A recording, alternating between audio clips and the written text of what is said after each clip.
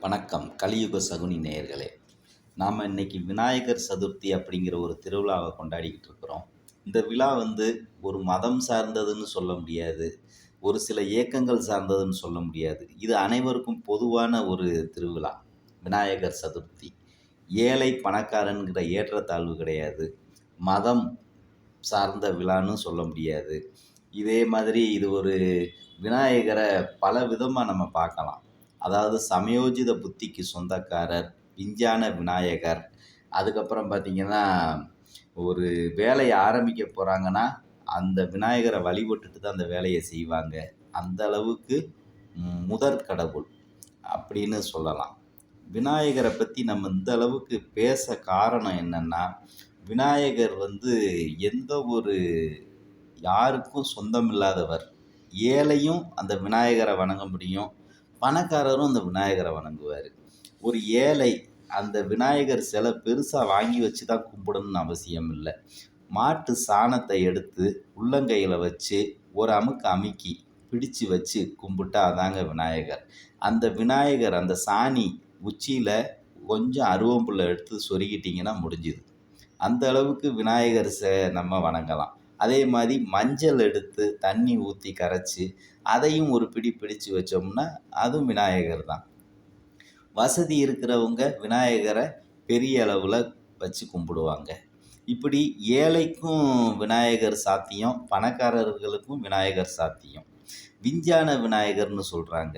ராக்கெட்ல போறாரு. அதே மாதிரி சைக்கிள் ஓட்டுறாரு, பைக் ஓட்டுறாரு விநாயகர். இப்படி நம்ம விருப்பத்துக்கு தகுந்த மாரி வச்சு சந்தோஷப்படலாம். அப்படியாப்பட்ட விநாயகருக்கு ஒரு சிறு கதை உண்டுங்க. என்னன்னா, விநாயகருக்கு அப்பா, அம்மா, ஒரு தம்பி. அப்ப விநாயகருக்கு மாமா நாரதர் ஒரு பழம் கொண்டு வராரு. அந்த பழத்த சாப்பிட்றவங்க நல்ல ஆரோக்கியமா இந்த சிரஞ்சீவியா வாழலாம். அவங்களுக்கு அழிவே கிடையாது அப்படின்னு கொண்டு வர்றாங்க.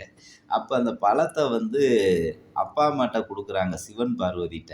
இந்த பழத்த யாருக்கு குடுக்கணுங்கிறது தான் அங்க பிரச்சனை. சின்ன பையன் முருகனுக்கு குடுக்கவா? இல்லன்னா விநாயகனுக்கு குடுக்கவான்னு. அப்ப அப்பா அம்மா எதையுமே கண்ண மூடிக்கிட்டு குடுக்க தயாரா இல்ல. அப்ப இவங்களுக்கு ஒரு சிறு போட்டி வைப்போம். அதுக்கு தகுதி உள்ள நபர் இந்த பழத்த சாப்பிடட்டும் அப்படின்னு ஒரு போட்டி வைக்கிறாங்க. அந்த போட்டியில ஒ என்ன போட்டின்னா, உலகத்த சுத்தி வர்றது தான் போட்டி. அப்போ உலகத்த சுத்தி வரணுன்ன உடனே பாலகர் முருகன் வாகனம் மயிலு. டக்குன்னு மயில எடுத்துட்டு அவரு நான் சுத்தி வாங்கிடுறேன் அப்படின்னு கிளம்பிட்டாரு. அவர் எப்பவுமே ஒரு சுறுசுறுப்பான ஒரு கடவுள். அப்ப கிளம்பிட்ட உடனே விநாயகர் வாகனம் எலி. அந்த எலிய வச்சு எப்படி உலகத்த சுத்த?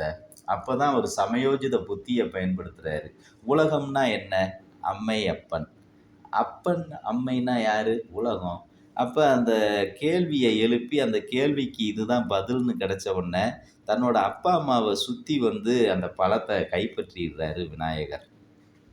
அப்ப கைப்பற்றின உடனே முருகன் பார்த்துட்டு கோவப்பட்டு அவர் என்ன பண்றாருன்னா, நேரா பழனி மலைய தேர்ந்தெடுத்து அங்க போய் ஆண்டி கோலத்துல நின்றுதாரு. எனக்கு இன்னமே எதுவுமே வேண்டாம். நீங்க ஒரு போட்டின்னு வச்சு, அதுக்கு புதுசா ஒரு அ விஷயத்த கண்டுபிடிச்சு, விநாயகன் ஜெயிச்சுட்டான்னு பழத்த குடுத்துட்டீங்க. இன்னமே நான் அங்க இருக்க மாட்டேன்னு அங்க போய் செட்டில் ஆயிட்டாரு.